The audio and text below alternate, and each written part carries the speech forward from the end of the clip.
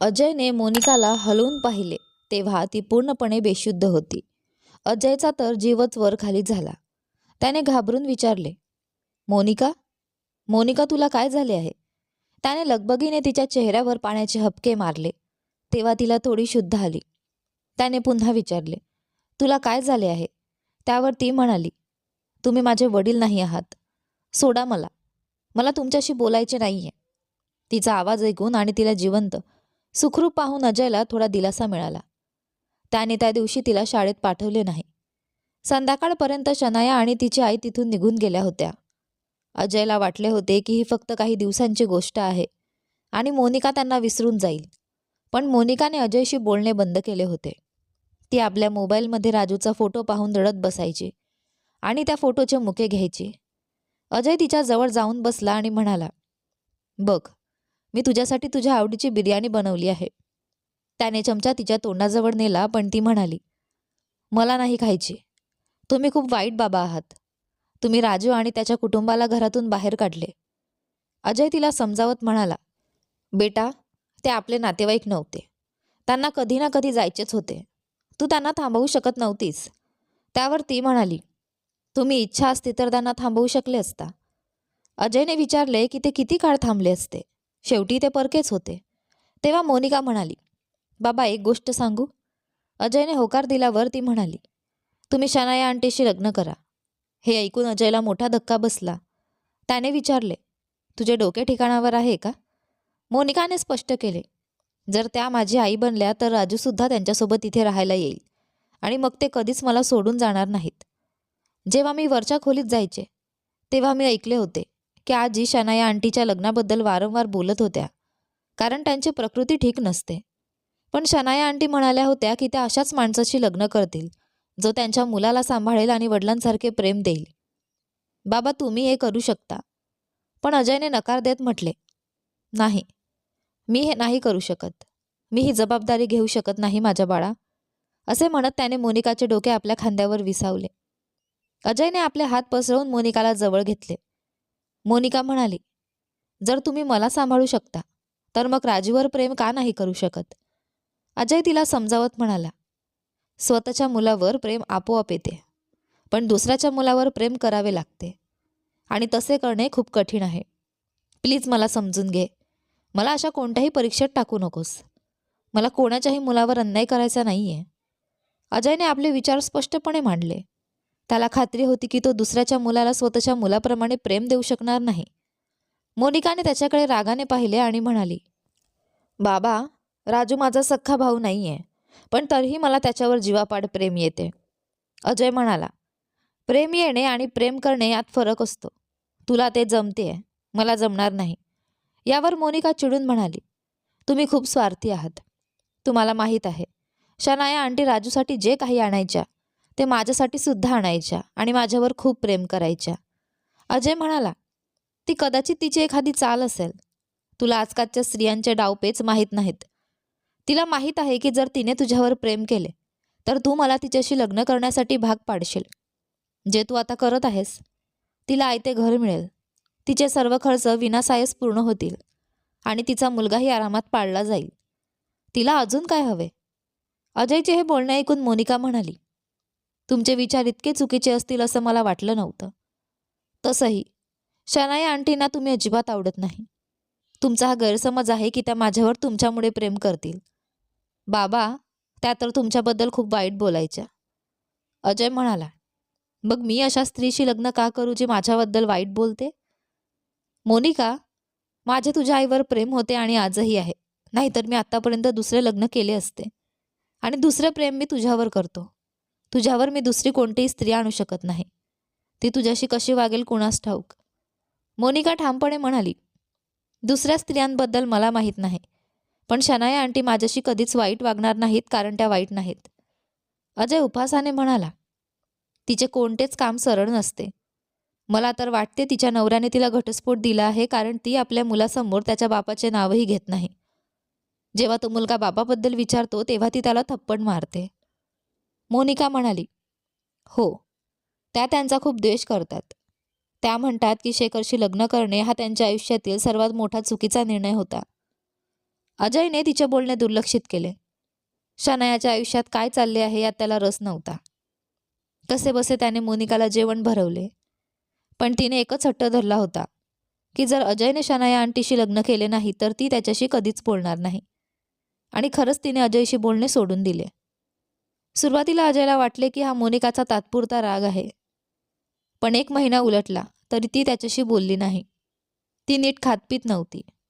इतकेच काय, शाळेच्या मुख्याध्यापकांनीही तक्रार केली की मोनिका अभ्यासात लक्ष देत नाहीये. जेव्हा अजयने मोनिकाला विचारले तेव्हा ती रडू लागली आणि हुंदके देत म्हणाली, तुम्हाला माहीत आहे का, शनाया आंटींनी राजूची शाळा सोडवली आहे. ती हुंदके देऊन रडत होती.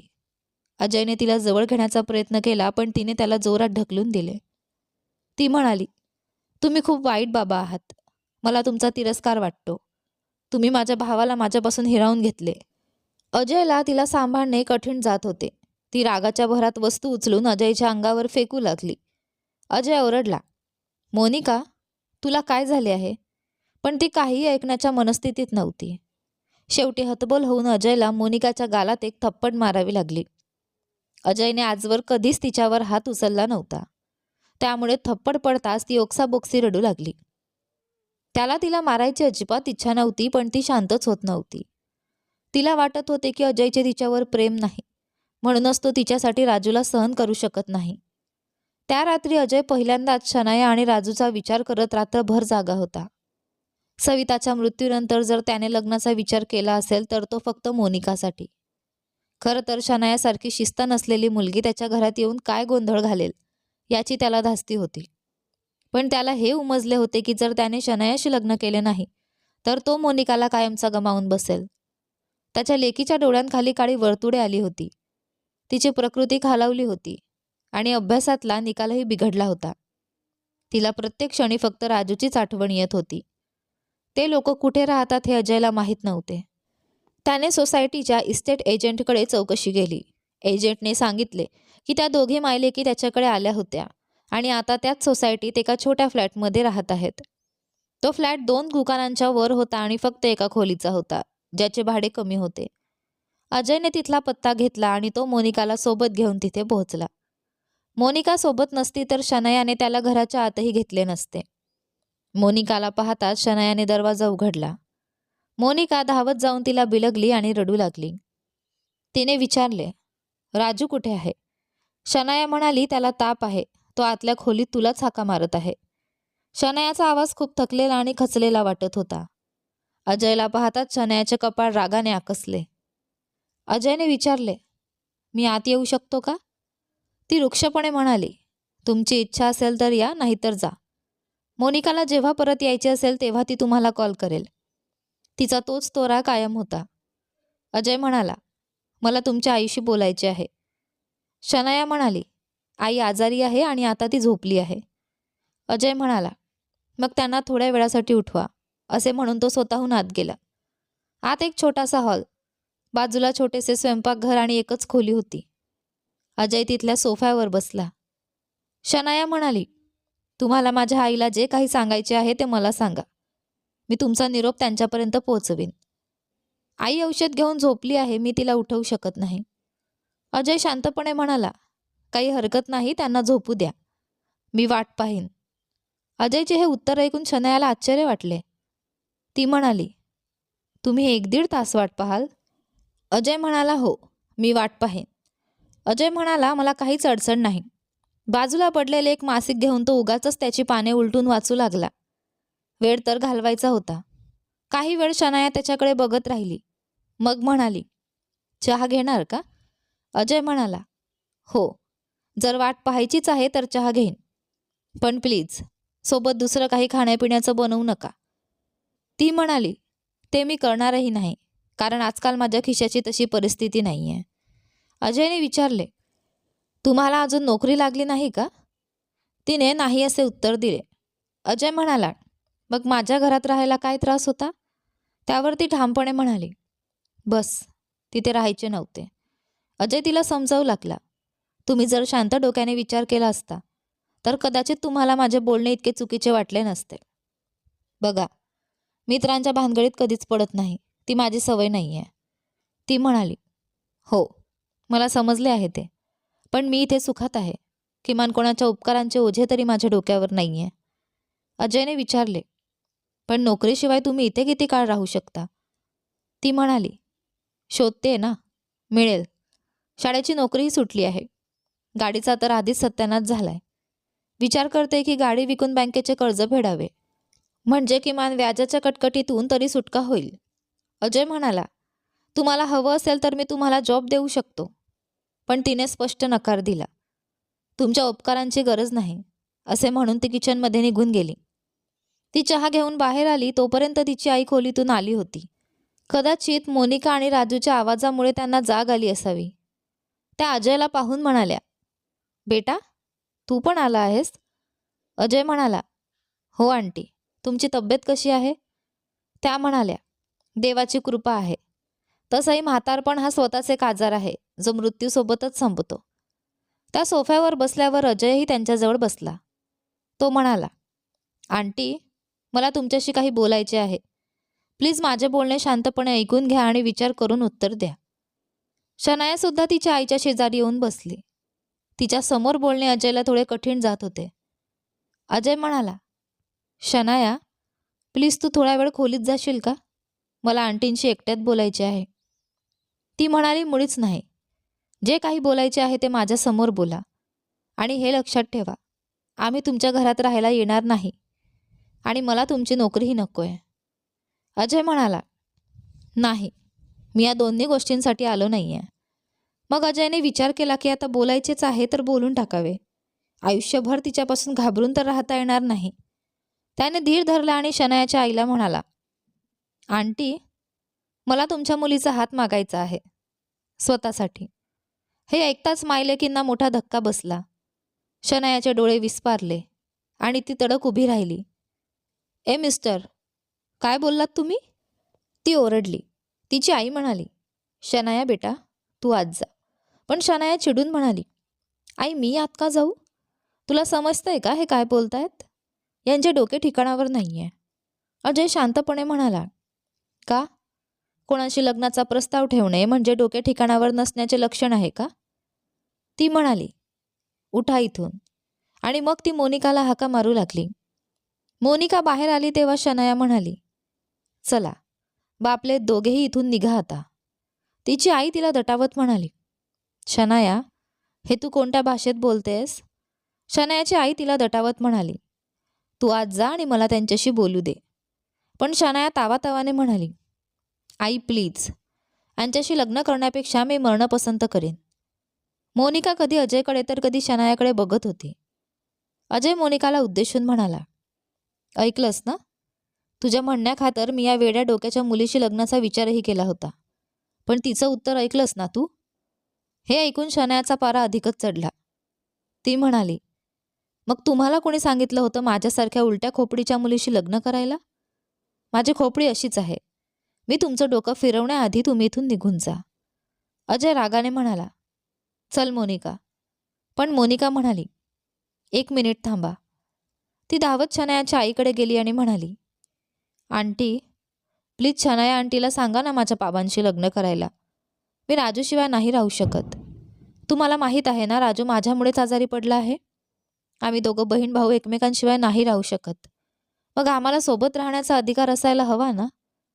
शनाया मध्येच ओरडली, चल चल, जास्त डायलॉग मारायची गरज नाही आहे. निघा माझ्या घरातून बाहेर. आणि खबरदार, जर तुम्ही बाप लेकींनी पुन्हा माझ्या घरात पाऊल ठेवलं तर मग मी तुमचा कोणताही मानमर्यादा ठेवणार नाही. अजयने मोनिकाचा हात पकडला आणि तो शनायाला म्हणाला, मानमर्यादा तर तुम्ही आताही ठेवत नाही आहात. शनायाची आई हतबल होऊन म्हणाली, शनाया, मी तुझं काय करू? हे तू काय करतेस? मला बोलू तर दे. पण शनाया काही ऐकायला तयार नव्हती. नाही, काहीच बोलायचे नाहीये. चला, उठा आणि निघा इथून. ती जणू त्यांना घराबाहेर काढूनच दम घेणार होती. अजय घराबाहेर पडला आणि मोनिका रडू लागली. अजय संतापात तिला म्हणाला, झाली का तुझी खात्री? तुझ्या बाबांना असं अपमानित करून आता तुला समाधान मिळालं का? बघितलं ना तू, किती उद्धट बाई आहे ही? अजय पायऱ्या उतरून खाली आला. मोनिकाही रडत रडत त्याच्या मागे आली आणि तो तिला घेऊन घरी परतला. अजयला वाटले होते की आता मोनिकाची वागणूक सुधारेल, कारण त्याने तिच्या इच्छेखातर शनायाकडे लग्नाची मागणीही घातली होती. पण मोनिका अजूनही शांतच होती. अजय म्हणाला, बघ मोनिका, आता असा चेहरा पाडून बसण्यात काही अर्थ नाही. तुझ्यासाठी मी शक्य ते सर्व केले आहे. त्यावर ती म्हणाली, तुम्ही थोडे शांतपणेही बोलू शकला असता, थोडी विनवणी करू शकला असता. अजय वैतागून म्हणाला, तुला काय वाटते, तुझ्या बापाने त्या वेड्या मुलीच्या पायावर डोके ठेवायला हवे होते का? मी इतका लाचार नाहीये. आता हे थांबव मोनिका. ती उठून आपल्या खोलीत निघून गेली. अजय पूर्णपणे कंटाळला होता. त्याच्या घरचे वातावरण काही केल्या सुधारण्याचे नाव घेत नव्हते. तो मोनिकाचाच विचार करत होता. तेवढ्यात घराची बेल वाजली. बाहेर गेल्यावर त्याने पाहिले तर एक तरुण उभा होता. अजयने दरवाजा उघडला. पॅन्ट कोट घातलेला तो तरुण अजयच्याच वयाचा किंवा 2 वर्षांनी लहान असावा. अजयने विचारले, जी सांगा, आपण कोण आहात? तो म्हणाला, शनाया तुमच्याकडे भाड्याने राहते ना? अजय म्हणाला, नाही, ती राहायची, आता राहत नाही. तो तरुण म्हणाला, ओह, आय सी. मग ती कुठे गेली आहे? अजयने प्रतिप्रश्न केला, पण आपण कोण आहात साहेब? तो म्हणाला, माझे नाव शेखर शर्मा आहे. हे नाव अजयने कुठेतरी ऐकल्यासारखे वाटले. तो म्हणाला, मला माहीत नाही त्या कुठे आहेत. इथून निघून गेले आहेत. शेखरने विचारले, काही पत्ता वगैरे देऊन गेले आहेत का? अजयने नकार दिला. अजयच्या डोक्यात ते नाव सारखे फिरत होते. शेखरने एक दीर्घ श्वास घेतला आणि म्हणाला, असो, मी शोधून काढेन. जर तुमचे घर शोधले आहे तर तिचे शेवटचे ठिकाणही मिळून जाईल. अजयने विचारले, मिस्टर शेखर, तुम्ही शनाया आणि तिच्या आईला का शोधत आहात? शेखर म्हणाला, मला तिच्याकडून माझा मुलगा परत हवा आहे. हे ऐकून अजयला धक्का बसला. म्हणजे हा माणूस तिचा पहिला नवरा होता. शेखर तिथून निघून गेला. अजय सोफ्यावर येऊन बसला आणि विचार करू लागला की हा माणूस आता आपला मुलगा परत का घेऊ इच्छितो. जरी हा शनायाचा वैयक्तिक प्रश्न होता तरीही अजय विचार करत होता. कारण राजूला शनायाच्या आयुष्यात किती महत्त्व होते हे त्याने पाहिले होते. ती आपल्या मुलासाठी जीव ओतत असे. मग हा माणूस त्या निष्पाप मुलाला आईपासून वेगळे का करू पाहत आहे? असो, अजयने या गोष्टीकडे दुर्लक्ष केले. त्याच दिवसात त्याने एक प्लॉट खरेदी केला होता. पण तो व्यवहार त्याला थोडा संशयास्पद वाटत होता. कोणीतरी सांगितले होते की त्या प्लॉटच्या आधीच 2 मालक आहेत. म्हणून अजयने त्याच्या एका वकील मित्राकडे जाऊन पडताळणी करायचे ठरवले. जेव्हा तो वकिलाच्या ऑफिसमध्ये पोहोचला तेव्हा तिथे त्याला तोच शेखर शर्मा दिसला. शेखर वकिलाला म्हणत होता, वकील साहेब, तुम्ही नोटीस तयार करा. मला माझ्या मुलाचा ताबा हवा आहे. अजयचा मित्र जो वकील होता तो म्हणाला, शेखर, बघा, शनायाकडे तुमच्या सहीची कागदपत्रे आहेत. त्यात तुम्ही स्पष्ट लिहिले आहे की तुम्ही कधीही मुलगा मागणार नाही. ते न्यायालयीन कागदपत्र आहे, इतके सोपे नाही आहे ते. शेखर म्हणाला, मला माहीत आहे, पण ती माझ्या मुलाचा खर्च उचलू शकत नाही. ती त्याला कोणतीही सोय देऊ शकत नाही. शेखर वकिलाला म्हणत होता, ती स्वतः भाड्याच्या घरात राहते आणि आता तर भाडे द्यायचीही तिची लायकी नाही आहे. अशा स्त्रीकडे मी माझा मुलगा कसा सोडू? ती त्याचे काय संगोपन करणार? बघा वकील साहेब, मी तुम्हाला खुश करीन, पण निकाल माझ्याच बाजूने लागला पाहिजे. तुम्ही काहीही करा, पण कोर्टात हे सिद्ध करा की तिच्याकडे ना घर आहे ना नोकरी. ती मुलाला सांभाळायला पूर्णपणे असमर्थ आहे. त्यामुळे मुलगा बापाकडेच गेला पाहिजे. हे कायदेशीर डावपेच खेळणे तुमचे काम आहे. मला माझा मुलगा कोणत्याही परिस्थितीत हवा आहे. अजयचा मित्र कौशल म्हणाला, ठीक आहे शेखर, मी काहीतरी करतो. तुमचा मुद्दा खरोखरच प्रबळ आहे.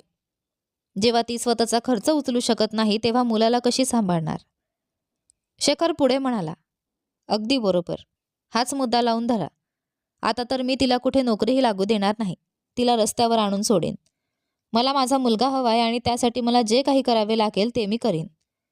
असे बोलून शेखर उभा राहिला. जाताना त्याची नजर अजयवर पडली.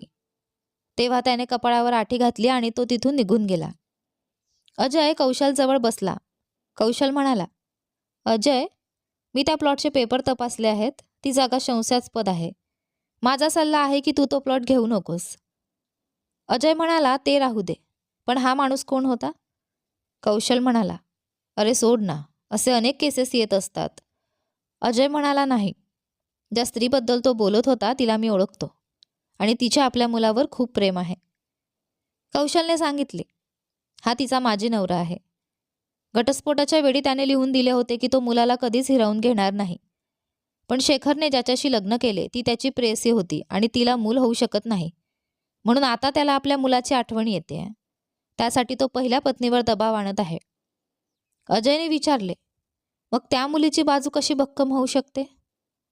कौशल म्हणाला, जर तिने एखाद्या प्रतिष्ठित आणि सधन माणसाशी लग्न केले आणि त्या माणसाने मुलाच्या खर्चाची जबाबदारी घेण्याची ग्वाही दिली तरच मुलगा आईकडे राहू शकतो.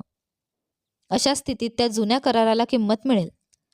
पण ती मुलगी लग्न करणार नाही, कारण गेल्या 4 वर्षात तिने तसा विचारही केला नाहीये. अजय म्हणाला, कौशल तू ही केस घेण्यास नकारते. कौशल आश्चर्याने म्हणाला, का? तो हवी ती किंमत द्यायला तयार आहे. अजय म्हणाला, तू माझ्याकडून पैसे घे पण ही केस नको घेऊस. कौशल हसून म्हणाला, तुझ्यासारखा कंजूस माणूस पैसे द्यायला तयार आहे? कोण आहे ही मुलगी जिच्यासाठी तू खिसा रिकामा करायला निघाला आहेस? अजय म्हणाला, सांगेन तुला नंतर. सध्या तू त्याला नकार दे. कौशलने मैत्री खातर नकार देण्याचे मान्य केले. मग अजय म्हणाला, आता तू त्या मुलीच्या बाजूने केस लढणार आहेस? कौशलला धक्काच बसला. त्याने विचारले, असं का? पण अजय काही न सांगता तिथून निघाला. तो थेट शनायाच्या घरी पोहोचला. यावेळी तिच्या आईने दरवाजा उघडला. त्या खूप चिंतेत दिसत होत्या. अजयने विचारले, मी आत येऊ शकतो का? त्यांनी त्याला आत बोलावले. मोनिका सोबत आली नाही हे पाहून त्यांनी विचारले, पण अजय म्हणाला की तो एका महत्त्वाच्या कामासाठी आला आहे. तेवढ्यात शनाया बाहेर आली. ती रडत होती. अजयला पाहून तिने डोळे पुसले आणि म्हणाली, तू पुन्हा आलास? बघ, माझ्या आयुष्यात आधीच खूप संकटे आहेत. माझी संकटे वाढवण्याची गरज नाहीये. अजय म्हणाला, तुझ्यासारख्या कोणत्याही प्रियकरावर मी विश्वास ठेवू शकत नाही असे तुला वाटत असेल, पण मी तुझा प्रियकर नाहीये. समजलं? मी जर तुझ्या दारापर्यंत आलो होतो तर ते माझ्या मुलीमुळे, आणि आज आलोय ते तुझ्या मुलामुळे. अजय स्वतःहून घरात शिरला. शनाया त्याच्याकडे आश्चर्याने बघतच राहिली. अजय म्हणाला, तुझा नवरा माझ्या घरी आला होता. म्हणजे तुझा माजी नवरा शेखर शर्मा? ती म्हणाली, अच्छा, तर मग तूच त्याला माझा पत्ता दिलास? अजयने उत्तर दिले, मुळीच नाही. ज्याप्रमाणे त्याने माझा पत्ता शोधला तसाच तुझ्यापर्यंत पोचण्यासाठी त्याने तुझाही पत्ता शोधला असेल. कारण त्याला वाटले होते की तू माझ्या घरी भाड्याने राहतेस. मी त्याला पत्ता दिला नाही, पण त्याच्यासाठी तो शोधणे कठीण नाही. बघ, तो तुझ्यावर केस करू इच्छितोय. शनाया म्हणाली, मला माहीत आहे, त्याने नोटीस पाठवली आहे. अजय म्हणाला, तो तुझ्या मुलाचा ताबा मागत असेल. शनायाने विचारले, तुला हे कसे माहीत? अजय म्हणाला, जर तू शांतपणे बसलीस तर मी तुला मदत करू शकतो. शनाया संशयाने म्हणाली, तू काय करणार आहेस? अजय म्हणाला, बघ, माझा एक मित्र वकील आहे. शेखर त्याच्याकडेच गेला होता. तो कितीही पैसे द्यायला तयार आहे, पण त्याला राजूचा ताबा हवा आहे. हे ऐकून शनाया अस्वस्थ झाली. मी मेले तरी असं होऊ देणार नाही. मी माझ्या मुलाला घेऊन कुठेतरी निघून जाईन. अजय म्हणाला, कुठवर पळणार? आणि तू पळालीस तर पोलीस तुझ्या मागे लागतील आणि तो माणूस तुला सोडणार नाही. ती हतबल झाली. मग मी काय करू? मी माझा मुलगा देऊ शकत नाही. आता त्याला अचानक मुलाची आठवण का आली? अजय म्हणाला, त्याला मुलाची आठवण का आली हेही मला माहीत आहे. शनाया आश्चर्याने त्याच्याकडे पाहू लागली. तू माझ्या आयुष्यात इतका ढवळाढवळ का करतोयस? अजय म्हणाला, कारण तो ज्या वकिलाकडे गेला होता तो माझा मित्र आहे. म्हणून मला सर्व काही माहीत झाले आहे. मी तुला त्याच्याकडे घेऊन जातो. तो फी न घेता तुझे केस लढवेल. शनायाने विचारले, आणि तुम्ही माझ्यावर ही मेहरबानी का करत आहात? अजय मनापासून म्हणाला, कारण मला माहीत आहे की मूल काय असते आणि मुलाचे दुःख काय असते. माझी मुलगी माझ्यासाठी काय आहे हे मी चांगलं जाणतो, आणि तुझा मुलगा तुझ्यासाठी काय आहे हे मी समजू शकतो. बघ शनाया, माझं तुझ्यावर काही तुफानी प्रेम नाही आहे. खरं तर प्रेम आहेच असं नाही आहे. मी खोटं बोलणार नाही. मी इथे मोनिकाने आग्रह केला म्हणून आलो होतो, कारण ती राजूशिवाय राहू शकत नाही आणि तुझा मुलगाही माझ्या मुलीला आपली बहीण मानतो. तोही तिच्याशिवाय राहू शकत नाही हे तुलाही ठाऊक आहे. पण सध्या हा विषय बाजूला ठेवला तर तुझा मुख्य प्रश्न आहे राजूचा ताबा, जो तुझा माजी नवरा मागतोय. आणि तुझा मुलगा तुझ्यापासून दुरावला जावा असे मला वाटत नाही. शनाया म्हणाली, मदतीबद्दल खूप आभार. तुम्ही आता माझ्यासोबत चला, मी तुमच्या वकील मित्राशी बोलते. माझ्याकडे पैसे आले की मी तुमचे पैसे परत करीन. अजय म्हणाला, मला पैसे नकोत. तू फक्त माझ्यासोबत चल. ती लगेच तयार झाली. तिने तिच्या आईला दरवाजा नीट लावून घेण्यास सांगितले. ती अजयसोबत कौशलकडे गेली. कौशलने जेव्हा या समस्येवर तोडगा सांगितला तेव्हा ती विचारात पडली. ती म्हणाली, बघा वकील साहेब, पहिली गोष्ट म्हणजे कोणताही माणूस माझ्याशी लग्न करू इच्छित नाही, कारण मला माझ्या मुलाला सोबत ठेवायचे आहे. त्यांना माझ्याशी लग्न करायला हरकत नाही, पण मुलाला स्वीकारायला अडचण आहे. मग असा कोण असेल जो माझ्या मुलाची जबाबदारी घेईल किंवा तुम्हाला सुरक्षेसाठी लेखी लिहून देईल की तो मुलाचा खर्च सर्व उचलेल, त्याला सांभाळेल आणि वडिलांप्रमाणे कर्तव्य पार पाडेल. कौशल अजयकडे पाहू लागला. तेव्हा अजय म्हणाला, शनाया, जर तुझी इच्छा असेल तर हे मी करू शकतो. तिने अत्यंत रागाने आणि तीक्ष्ण नजरेने अजयकडे पाहिले. बरं, तर म्हणूनच तुमच्यासारख्या स्वार्थी माणसाला माझ्याबद्दल इतकी सहानुभूती वाटत होती का? आता मला सर्व समजले. तुम्ही मला वकिलाकडे याच कारणासाठी घेऊन आला होता, असे म्हणत ती तडक उभी राहिली. अजय शांतपणे म्हणाला, बघ, विचार करूनच जा. तू कोणत्याही वकिलाकडे गेलीस तर तो हाच उपाय सांगेल आणि माझ्याशिवाय तुझ्याकडे दुसरा कोणताही पर्याय नाही. मी हे सर्व फक्त मोनिकासाठी करत आहे, जेणेकरून माझी मुलगी तुझ्या मुलासोबत आनंदात राहू शकेल आणि माझे घर पुन्हा घर वाटू लागेल. ती काही खातपीत नाहीये, फक्त रडत बसते आणि स्वतःला खोलीत बंद करून घेते. बघ, आपले नाते मजबुरीचे असू शकते, पण तू तुझ्या मुलासाठी मजबूर आहेस आणि मी मोनिकासाठी. तू नीट विचार करून घे. मी जबाबदारीचे पत्र लिहून द्यायला तयार आहे, पण त्याआधी लग्न करणे गरजेचे आहे, कारण लग्नाचे प्रमाणपत्र अर्जासोबत जोडावे लागेल. जर पहिल्या सुनावणीपूर्वी हे सर्व झाले तर तुझा माझे नवरा पहिल्याच प्रयत्नात हरेल. तू त्याला चांगली मात देऊ शकतेस शनाया. विचार कर. शनाया तिथेच थांबली, कारण ती खरोखरच हतबल होती. अजय पुढे म्हणाला, तो असंही म्हणत होता की तो तुला कुठेही नोकरी लागू देणार नाही. मी खोटं बोलत नाहीये. तू कौशलला विचारू शकतेस. कौशलने दुजोरा दिला. हो, तो असंच काहीतरी म्हणत होता. शनाया मॅडम, तुमच्याकडे हाच एक मार्ग उरला आहे ज्या आधारावर तुमचे ते जुने कायदेशीर कागदपत्र कामाला येतील. अन्यथा त्याच्याकडे खूप भक्कम कारणे आहेत की तुमच्याकडे घर नाही, नोकरी नाही. अशा परिस्थितीत तुम्ही स्वतःचा खर्च भागवू शकत नाही, तर मुलाचा कसा भागवणार? ती हताश होऊन खुर्चीवर बसली आणि आपले अश्रू पुसू लागली. ती म्हणाली, लग्नाचंच बोलायचं असेल तर? कौशलने आश्चर्याने विचारले, काय म्हणताय? ती म्हणाली, मी यांच्याशी कोर्ट मॅरेज करायला तयार आहे आणि अगदी या क्षणी तयार आहे, पण मी शेखर शर्माला कधीच जिंकू देणार नाही. कौशल म्हणाला, अशा प्रकारे लग्न होत नाही. तुम्ही आता घरी जा आणि उद्या 2 साक्षीदारांना घेऊन या. दोघेही खोली बाहेर आले. अजय म्हणाला, चल, तुला घरी सोडून देतो. ती गप्पपणे त्याच्या गाडीत येऊन बसली, पण तिचा रडण्याचा आवाज येतच होता. ती म्हणाली, हे बघा, मी हे लग्न फक्त मजबुरीत करत आहे. अजय म्हणाला, मी तरी कुठे तुझ्या प्रेमात पडून लग्न करतोय? माझी मजबुरी माझी मुलगी मोनिका आहे. ती चिडून म्हणाली, आणि माझी मजबुरी तो नीच माणूस आहे, नाहीतर मी तुमच्यासारख्या माणसाशी कधीच लग्न केले नसते. अजय म्हणाला, मी सुद्धा तुझ्यासारख्या मुलीला कधीच सहन केले नसते. समजलं ना? ती स्पष्टपणे म्हणाली, एक गोष्ट लक्षात ठेवा, हे लग्न आपली गरज आहे, त्यामुळे माझे पती बनण्याचा प्रयत्न करू नका आणि माझ्याकडे कोणताही अधिकार मागू नका. अजय म्हणाला, ठीक आहे, कबूल, पण तू सुद्धा माझ्या मुलीशी परक्यासारखं वागणार नाहीस. तिला तेवढेच प्रेम आणि लक्ष देशील जेवढे तू राजूला देतेस. ती म्हणाली, हेच मी सुद्धा सांगू इच्छिते. अजय म्हणाला, मला काही हरकत नाही. मी पुन्हा लिहून देतोय की मी तुझ्या मुलाचा सर्व खर्च उचलेन. यापेक्षा मोठा पुरावा तुला काय हवा? मी तुझ्याकडून तर काही लिहूनही घेत नाहीये, फक्त शब्द देतोय. ती म्हणाली, ठीक आहे. ती म्हणाली, मला हे सर्व मंजूर आहे, पण लक्षात ठेवा, मी तुमची कोणतीही कामं करणार नाही. अजय म्हणाला, हो, त्याने मला काही फरक पडत नाही. ती पुढे म्हणाली, तुम्ही माझ्याशी बोलताना 1-2 नाही तर 3 फुटांचे अंतर ठेवूनच बोलायचे. कधीही माझ्या जवळ येण्याचा प्रयत्न करायचा नाही आणि मी तुमच्या खोलीत राहणार नाही. मी मुलांच्या म्हणजेच मोनिका आणि राजूच्या खोलीत राहीन. अजय म्हणाला, हो, मला हेही मान्य आहे. उलट तू तर माझी मोठी अडचणच दूर केलीस. फक्त मुलांचे प्रामाणिक राहा आणि जेवण तुला बनवावे लागेल. ती म्हणाली, ठीक आहे, मंजूर आहे. अशा प्रकारे त्यांनी आपापसात अटी ठरवून घेतल्या. दुसऱ्या दिवशी तिची आई, मोनिका, राजू आणि अजयचे 2 कर्मचारी यांच्या उपस्थितीत कोर्टात त्यांचा विवाह पार पडला. शनाया अजिबात तयार झाली नव्हती. तिची अवस्था, विस्कटलेले केस आणि रागीट चेहरा अशी होती. तिने कपडे बदलण्याचे कष्टही घेतले नव्हते. कालचेच कपडे घालून ती आली होती. पण मोनिका मात्र प्रचंड आनंदी होती. ती राजूला कडेवर घेऊन त्याचे लाड करत होती.